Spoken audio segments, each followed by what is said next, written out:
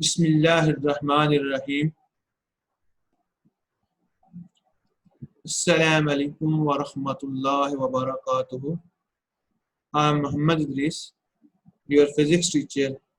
Welcome to first year physics class. Dear students, subscribe my YouTube channel for latest video of your physics class. Now we come to today's lesson. Our today lesson is about chapter 2, exercise short questions, part 2. In our previous lesson, we discussed about chapter 2, exercise short question from short question 1 to 11. Today, we start our discussion from exercise short question 12 to short question number 21. Our question 12 show that the sum and difference of two perpendicular vectors of equal lengths are also perpendicular and of same length. तो question में पूछा गया है कि आपके पास दो vectors हैं, उनकी लेंथ इक्वल है, उनका सम और डिफरेंस जो है वो भी क्या होते हैं, परपेंडिकुलर होते हैं एंड ऑफ सेम लेंथ। तो ये क्वेश्चन है। सपोज आपके पास डायग्राम में से एक क्वेश्चन देखते हैं।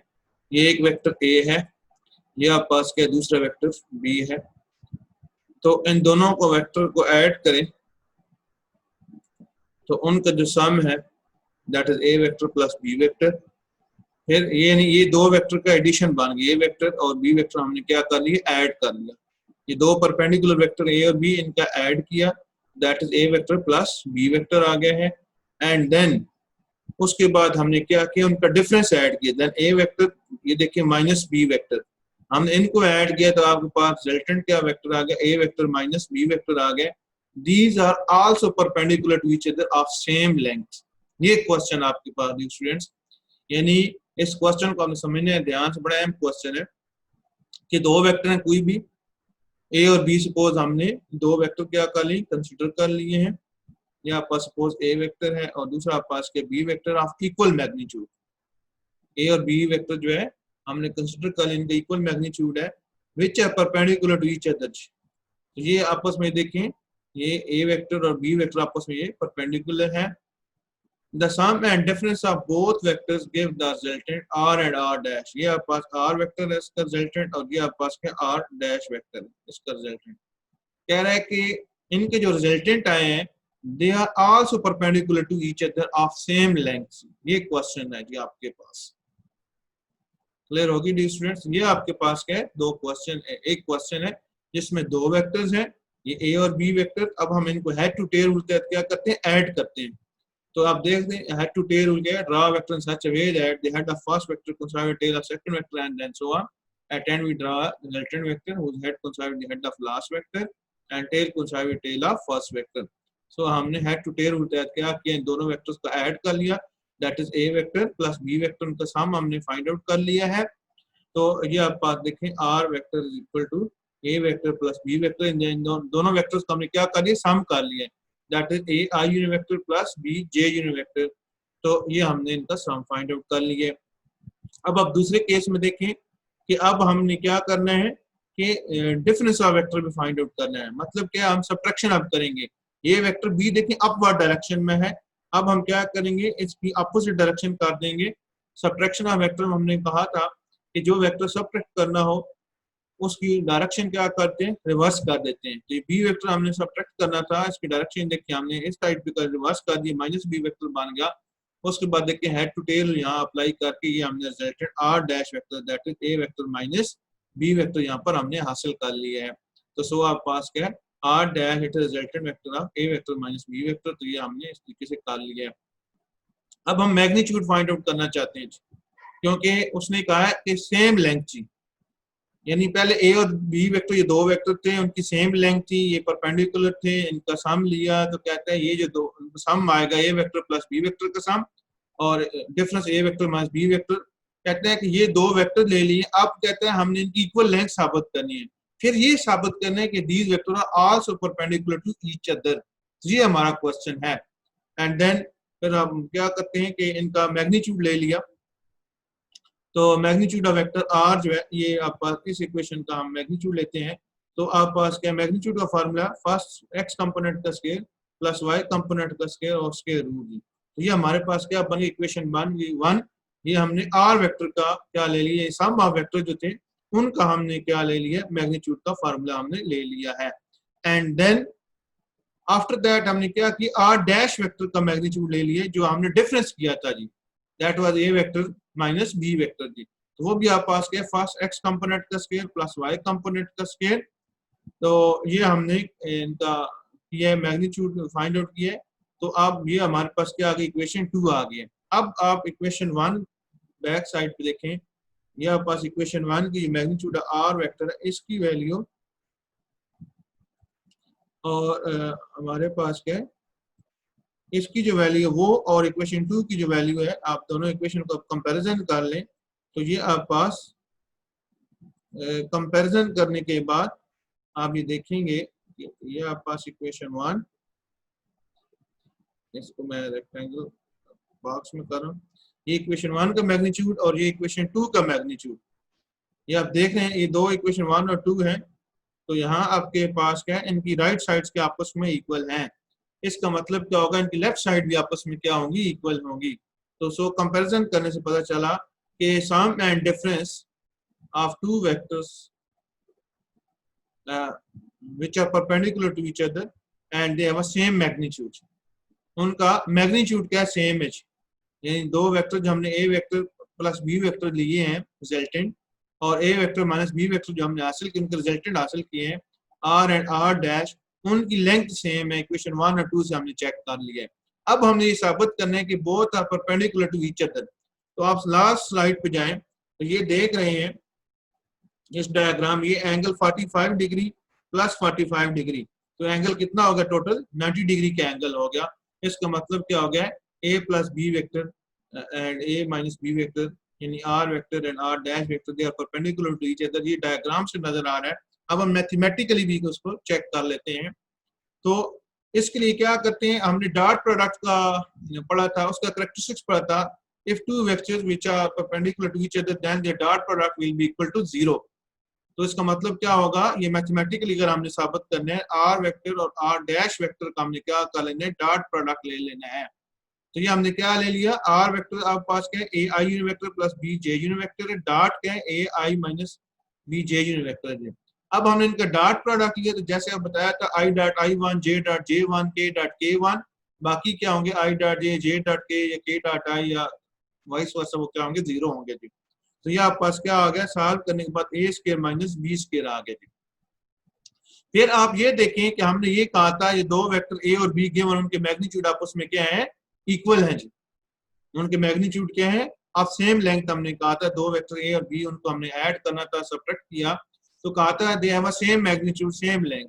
तो सो इसका मतलब ए वेक्टर का magnitude is equal to B vector का मैग्नीट्यूड, यानी ए बराबर है बी के। तो हमने क्या कर दिया, ए स्क्वायर माइनस बी स्क्वायर है, बी की जगह हमने क्या पुट कर दिया, ए वैल्यू पुट कर दी, क्योंकि दोनों वेक्टर के मैग्नीट्यूड इक्वल है। तो A square minus A square के आगे 0 हो गया। सो आपके पास R vector dot R dash vector, ये आपके पास क्या आ गया, 0 आ गया है। तो मैथमेटिकली हमने साबित कर लिए कि sum and difference of two vectors perpendicular vectors of equal magnitude are also perpendicular to each other। यानी दो वेक्टर ए और बी जो आपस में परपेंडिकुलर थे, उनकी सेम लेंथ थी, उनके डिफरेंस और सम करने के बाद भी जो उनका रिजल्टेंट वेक्टर आते हैं आर और आर डैश, ये भी आपस में क्या होते हैं, परपेंडिकुलर होते हैं, और इनकी लेंथ भी क्या होती है, सेम होती है। तो ये हमारे पास का इसका क्वेश्चन है और इसका आंसर है। और dear students, if you have any confusion you can ask question please। Our next question, that is 2.13, how would the two vectors of same magnitude have to be oriented if they were to be combined to give a resultant equal to a vector of same magnitude। जी हाँ, ये question पूछा गया है कि हमारे पास दो vector हैं, उनकी लेंथ भी सेम है, यानी ए वेक्टर और बी वेक्टर सपोज है, उनकी मैग्नीट्यूड सेम है, और जब हम उन्हें ऐड कर लेते हैं तो उनका जो रिजल्टेंट है उसका मैग्नीट्यूड भी सेम आ जाता है, या रिजल्टेंट का मैग्नीट्यूड भी क्या आ जाता है, वेक्टर्स के मैग्नीट्यूड जो हमने ऐड किए हैं उनके बराबर आ जाता है। अब कहते हैं हम किस ओरिएंटेशन पर ये वेक्टर ऐड करें कि ये ऐसा हो जाए, ये कौन सी ओरिएंटेशन हो, इन वेक्टर्स को किस तरीके से प्लॉट किया जाए, किस एंगल पर प्लॉट किया जाए कि जब दो वेक्टर्स ए और बी जिनकी लेंथ सेम है उनको ऐड करें, उनका रिजल्टेंट भी क्या होना चाहिए, सेम होना चाहिए। ये क्वेश्चन है हमारे पास। तो डी स्टूडेंट्स, अगर हम ये चाहते हैं कि हमारा जो रिजल्टेंट वेक्टर है, ये हमारे पास रिजल्ट में रेक्टेंगुलर बॉक्स में लिखा है, तो इसका वेक्टर का रिजल्टेंट वेक्टर का जो मैग्नीट्यूड है, it should be equal to magnitude of A vector and B vector which are used, then their orientation will be 120 degree angle जी। यानी जब भी हम वेक्टर्स को ऐड करेंगे तो 120 डिग्री के एंगल से हम प्लॉट करेंगे, तो तब जाके क्या होगा आपके पास, यानी ये जितने वेक्टर्स हैं उनको हम 120 डिग्री के एंगल से उनकी ओरिएंटेशन बनाएंगे, तो तब क्या होगा, जाकर ये वेक्टर्स ऐड करेंगे 120 डिग्री के एंगल की ओरिएंटेशन पर। ये देख रहे हैं, ये मैं बना रहा हूँ ओरिएंटेशन, यहाँ भी 120 डिग्री ए वेक्टर की ओरिएंटेशन, ये बी वेक्टर की ओरिएंटेशन भी 120 डिग्री है, और ये रिजल्टेंट वेक्टर आर की भी ओरिएंटेशन क्या 120 डिग्री है। तो सो जब ये दो वेक्टर ए और बी जो है इनको 120 डिग्री वेक्टर को ओरिएंटेशन से ऐड करेंगे, एटीट्यूड भी अप्लाई करेंगे, देन उनका जो रिजल्टेंट आएगा उसका मैग्नीट्यूड भी क्या होगा, इन दोनों वेक्टर के मैग्नीट्यूड के बराबर होगा। तो ये इस तरीके से पॉसिबल है, vectors are added at 120 degree angle with each other. ये देखें ए वेक्टर की ओरिएंटेशन 120 डिग्री पे, बी की भी देखें यहाँ 120 डिग्री ओरिएंटेशन पे है, देन आपका रिजल्टेंट जो आएगा तो उसको उसकी ओरिएंटेशन भी क्या होगी, 120 डिग्री पर होगी, और वो आपके पास क्या है, उसका मैग्नीट्यूड जो होगा वो आपके पास सेम होगा as compare to all the vector which are added. तो इन दिस केस जो है आपके पास क्या होगा, they will form an equilateral triangle जी। ये इक्विलैटरल ट्रायंगल बना देंगे, और इनके जो मैग्नीट्यूड होगा रिजल्टेंट, ये आपका रिजल्टेंट वेक्टर का magnitude it will be equal to the magnitude of A vector and B vectors. तो सिर्फ इसमें एक ही बात है कि हमने वेक्टर्स को ए और बी को ऐड करना है, उनकी जो ओरिएंटेशन बनानी है वो 120 डिग्री एंगल की ओरिएंटेशन बनानी है। तब आप ये जो दो वेक्टर ऐड करेंगे उनका रिजल्टेंट वेक्टर का जो मैग्नीट्यूड आएगा that will be equal to the magnitude of a vector and b vector। तो सो ये आपके पास है, तो ये आपके पास क्या बनाएंगे, इक्विलैटरल ट्रायंगल बनाएंगे। आपने मैथमेटिक्स में इक्विलैटरल ट्रायंगल पढ़ी थी जिसके सारी साइड्स भी इक्वल हो और उसके सारे एंगल भी आपस में इक्वल हो। तो ये आप देख रहे हैं ए वेक्टर इस साइड पे, ए साइड, बी साइड और आर साइड, ये आपस में इक्विलैटरल ट्रायंगल है, तो इनकी साइडें भी इक्वल, और आप देख रहे हैं अंदर इंटरनल एंगल भी क्या है, वो भी इक्वल है। तो डेफिनेटली फिर यहाँ 120 डिग्री हर एंगल से बचेगा। अगर ये आप यहाँ देखें तो ये आप ये देख रहे हैं, ये मैं यहाँ बना रहा हूँ, अगर ये 60 degree in side, definitely exterior angle जो है वो 120 डिग्री का ही होना चाहिए। अगर यहाँ देखें तो ये 60 डिग्री, तो इधर आप पास क्या होना चाहिए, 120 डिग्री का एंगल होना चाहिए। इसी तरीके से आप पास यहाँ पर भी ऐसे ही है, ये आपके पास अंदर 60 है तो ये बाहर के एक्सटीरियर डिग्री का जो एंगल 120 डिग्री ही होना चाहिए।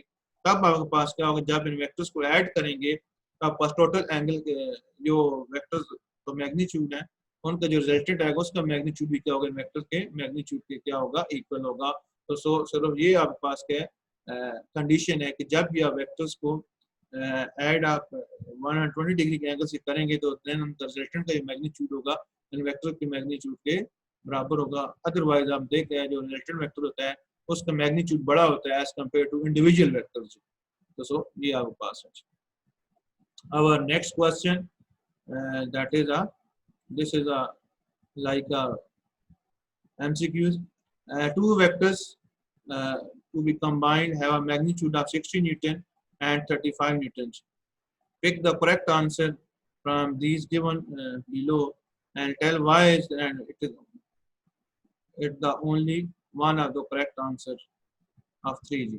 कहते हैं कि आपका दो वेक्टर्स हैं तो उनको आप क्या करें, कंबाइन करते हैं, तो वो आप पास कंबाइन करने के बाद उनका मैग्नीट्यूड जो आ जाता है 60 न्यूटन आ जाता है और 35 न्यूटन आ जाता है। तो कह रहा है कि कौन सा आंसर ठीक है और क्यों ठीक है। तो इसमें हमारे पास जो करेक्ट आंसर आ रहा है, कहता है ये 70 न्यूटन आंसर है। इन तीनों ऑप्शन में से ये दो वेक्टर को कंबाइन करें तो कहता है उसका जो करेक्ट आंसर आता है 70 न्यूटन है, जबकि हमें इधर क्या गिवन है 60 न्यूटन गिवन और 35 न्यूटन गिवन है जी। तो इसका आप देखें resultant of two vector has a maximum magnitude.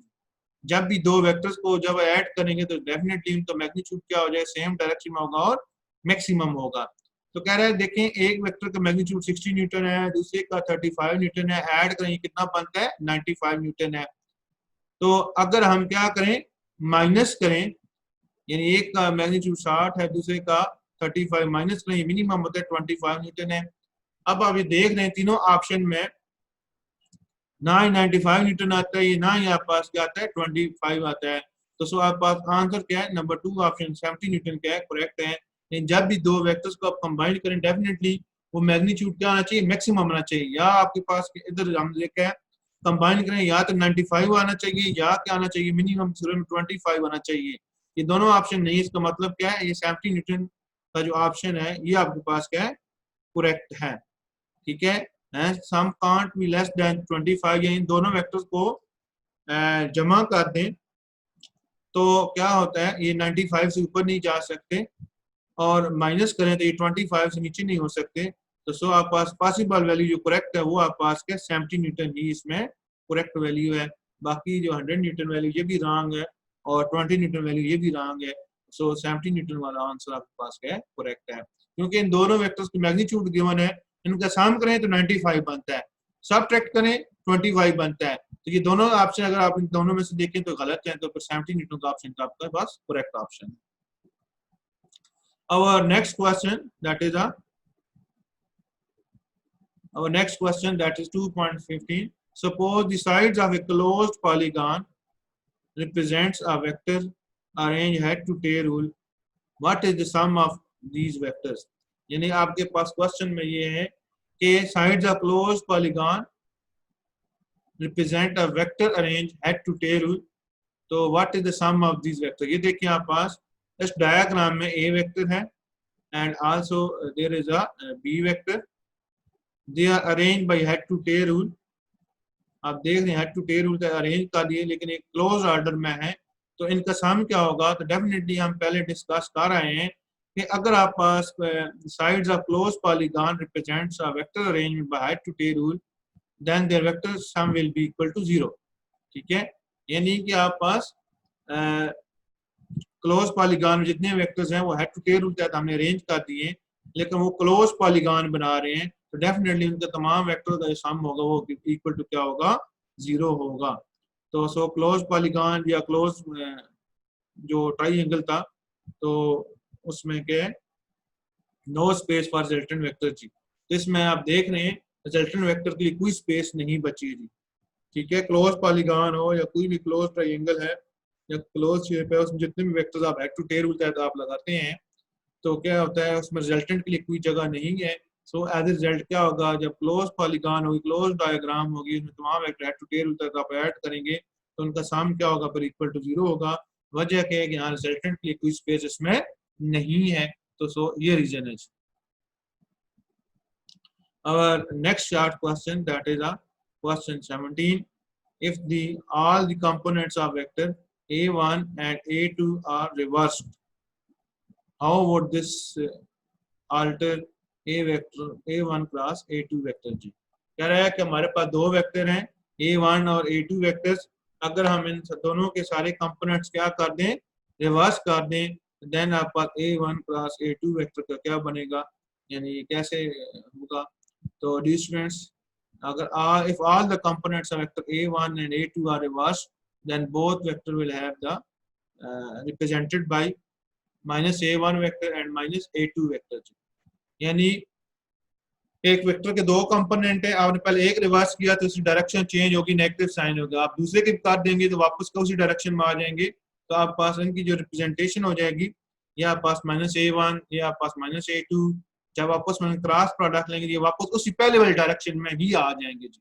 ये आप पास दो वेक्टर हैं, एक a1 वेक्टर है उसका कंपोनेंट है, आपस में उनको एक पहले रिवर्स किया डायरेक्शन चेंज होगी, दूसरा पे दूसरा भी रिवर्स का जो डायरेक्शन क्या होगी, सेम होगी। इसी तरीके से दूसरे वेक्टर करते हैं, जब इनका आपस में क्रॉस प्रोडक्ट लेंगे तो ये वापस पहले वाले डायरेक्शन में आ जाएंगे। तो सो आप पास क्या होगा, vector product of two vectors will remain unchanged, यानी से हम कहेंगे अनचेंज होगा even when the components of all the vectors are reversible.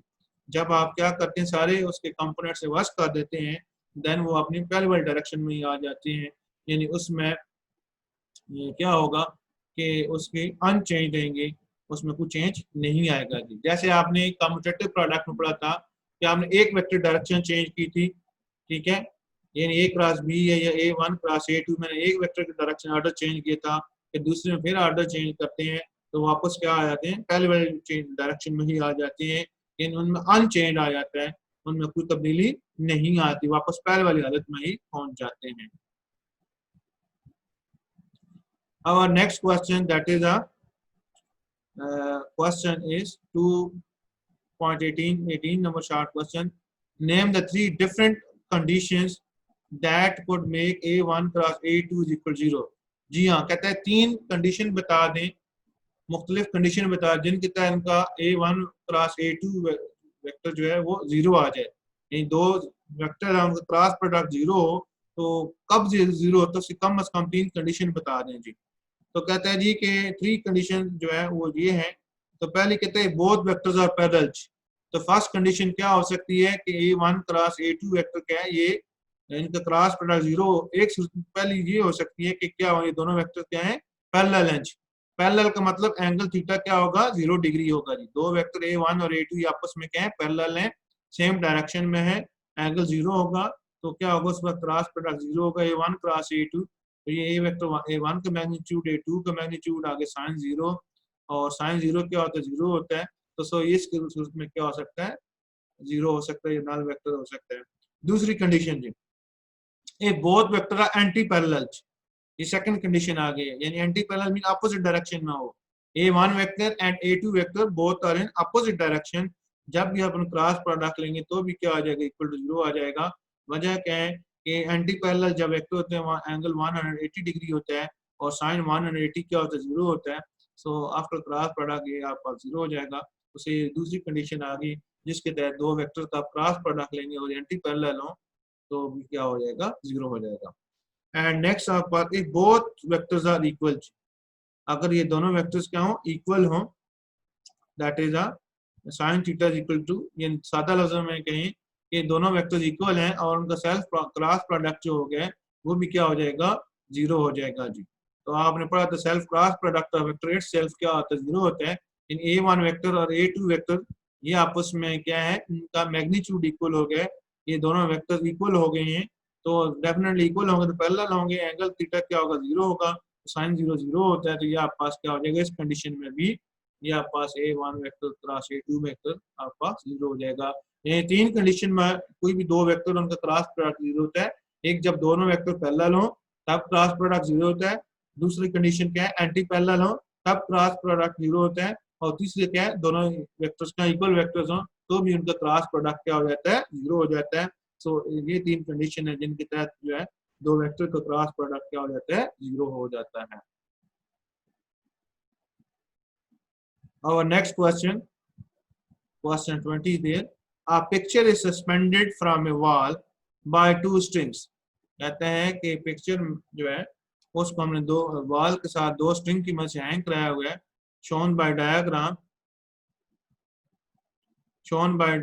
diagram the configuration of the strings for which the tension in the string is minimum. तो कहता है minimum tension string में क्या होगी, for which the tension in the string is minimum, तो tension minimum क्या होगी ये हमने बताना है। तो ये डी स्टूडेंट्स देख रहे हैं, ये आप पास एक वॉल है, ठीक है, आपकी पेंटिंग है, सपोज आप पेंटिंग से शौक रखते हैं और पेंटिंग बनाई है, इसको हम देख रहे हैं इक्वल स्ट्रेंथ से, ये आपने इसके एक एंड से ये इसका एंड ए है, सपोज ये इसका एंड बी है, आपने हैंग करा रखा है, और इस पिक्चर का जो वेट है वो नीचे डाउनवर्ड है, ठीक है, नीचे की तरफ है, और ये tension T in the string जो आप पास एक लेफ्ट साइड पे स्ट्रिंग है और एक राइट साइड पे स्ट्रिंग है। तो अब आप देखें ये सेम लेंथ है, सेम जो है इसमें टेंशन आई है। टेंशन क्या होगी, इक्वल पार्ट्स में हाफ ऑफ वो डिवाइड होगी है। अगर आप ये देख रहे हैं तो इसको हम जो है ये आप पास टेंशन टी है, इसको आप वेक्टर फॉर्म में ये चेंज करें तो ये हमने देखें तो ये इसका एक्स कंपोनेंट आ गया टी कॉस थीटा, ये इसका सामने कंपोनेंट आ गया टी साइन थीटा, इस तरह इसको भी हमने किया है। तो इक्वल टेंशन आई है तो so consider a picture of weight W is suspended by two strings, तो दो स्ट्रिंग की मदद से हम इक्वल लेंथ बांधी हुई है, तो डेफिनेटली दोनों की जो स्ट्रिंग है वो सेम है, जो टेंशन है, तो आप पास दोनों की ऐड कर दें, तो 2t sin थीटा आप पास क्या डब्ल्यू के बराबर, मतलब ये कि यहाँ आपके पास कंडीशन ऑफ इक्विलिब्रियम लगी हुई है, that is the sum of F Y sigma F Y is equal to upward forces is equal to downward forces. तो ये पिक्चर क्या है, इक्विलिब्रियम की हालत में ना अपवर्ड मूव करी ना डाउनवर्ड करी है। तो आप ये देख रहे हैं, ये आप पास एक टेंशन टी साइन थीटा, ये आपका दूसरी टेंशन टी, इन दोनों को ऐड किया तो ये आपका टी साइन थीटा आ गई अपवर्ड डायरेक्शन में, और इज इक्वल टू क्या है डाउनवर्ड डायरेक्शन में, ये वेट के बराबर यूं आ गया आपके पास, और हमने इसमें से टेंशन टी फाइंड आउट करनी है, तो इसको इक्वेशन को रीअरेंज करेंगे तो T is equal W over 2 sine theta. तो हमें पता चल गया इस एक्सप्रेशन से that tension in the string will be minimum when the factor sine theta will be maximum. जी हाँ, कहते हैं कि जब ये साइन थीटा की वैल्यू क्या होगी मैक्सिमम होगी, तो then tension in the string क्या होगी मिनिमम होगी। जी यानी मतलब क्या, यहाँ एंगल थीटा 90 डिग्री हो तो साइन 90 जो होता है ये मैक्सिमम वैल्यू जो 1 होता है, तो तब जाके आप पास क्या tension in the string T जो है वो मिनिमम होगी, यानी आप पास कम से कम जो है वो टेंशन होगी जब क्या होगा ये साइन थीटा की वैल्यू मैक्सिमम होगी। साइन थीटा की वैल्यू हमेशा 90 डिग्री एंगल पे मैक्सिमम होती है, तो सो आप पास क्या होगा एट एंगल थीटा 90 डिग्री पर tension T in the string क्या होगी मिनिमम होगी। तो ये आपके पास है, उसने पूछा था, तो ये हमने बता दिया। Next question that is 2.21, can a body rotate about its center of gravity under the action of its weight? जी तो कहते हैं क्या कोई भी body under the action of its weight क्या रोटेट कर सकती है? नहीं, तो इसका answer no match. A body can't be rotate about its center of gravity due to its own weight. जी कहते हैं सेंटर ऑफ ग्रेविटी की वजह से, उसके ओन वेट्स की वजह से ये बॉडी रोटेट नहीं कर सकती। ये आप देख रहे हैं, यानी सेंटर ऑफ ग्रेविटी क्या है, to the point in the body at which whole weight of the body act. तो ये आपके पास सपोज मीटर रॉड है, तो यहाँ हमारे पास क्या है ये इसका सेंटर ऑफ ग्रेविटी है। जी अब सेंटर ऑफ ग्रेविटी कहते हैं कि अपने वेट के तहत जो है ये नहीं कर सकती। वजह क्या है, यहाँ जो रोटेशन आनी चाहिए या टॉर्क पैदा होना चाहिए वो उसमें ये मोमेंट आर्म भी होना चाहिए। जी ठीक है, यानी वेट ऑफ बॉडी या force on body multiply moment of, तब जाके रोटेशन या टॉर्क पैदा होता है।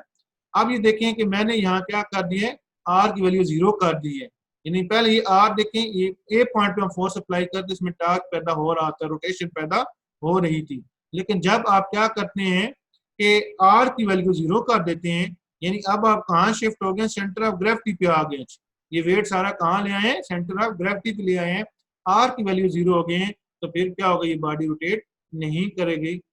तो ये इसकी वजह ये है कि मोमेंट आर्म क्या हो गया 0 हो गया।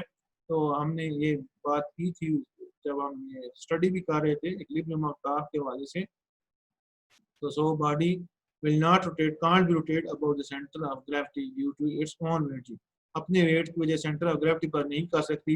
रीजन क्या है कि आपके पास मोमेंट आर्म जो है वो क्या हो गया है 0 हो गया है, क्योंकि टॉर्क के लिए क्या होना चाहिए, T is equal to R cross F, यानी आर की वैल्यू भी चाहिए और एफ की वैल्यू भी चाहिए थी। तो इस केस में क्या हो गया, आर की वैल्यू यहाँ क्या हो गई है 0 हो गई है, क्योंकि अब हम सेंटर ऑफ ग्रेविटी भी शिफ्ट हो गए जी, जहाँ पे इसका अपना वेट एक्ट कर रहा है। तो सो कोई भी बॉडी अपने वेट की वजह से नहीं करती, जो है वो रोटेट नहीं करेगी, क्योंकि मोमेंट आर्म 0 हो जाता है। तो सो इस वजह टॉर्क क्या हो जाएगा 0 हो जाएगा। तो सो ये आपके पास इसका आंसर है।